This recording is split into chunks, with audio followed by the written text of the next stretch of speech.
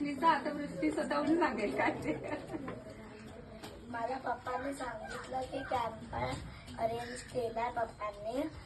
जेवढी एक्साइटेड झालते मी 2-3 दिवस आधीच पॅकिंग चालू केली.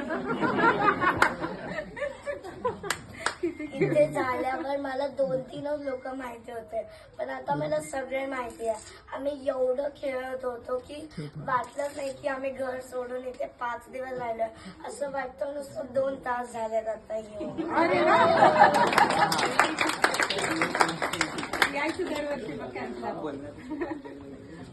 अजून बोलायचं काही?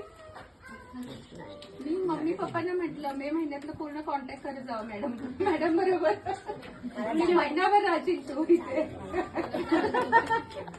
एखादी आठवण सांग ना. एखादी आठवण सांग तुझी छानपैकी.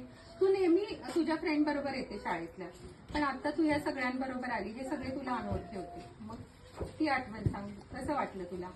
सगळे हेल्पिंग होते, खूप हेल्प करायचे लागताना. आम्ही पण हेल्प करायचो. एकदम फ्रेंडली होते सगळे. अरे वा.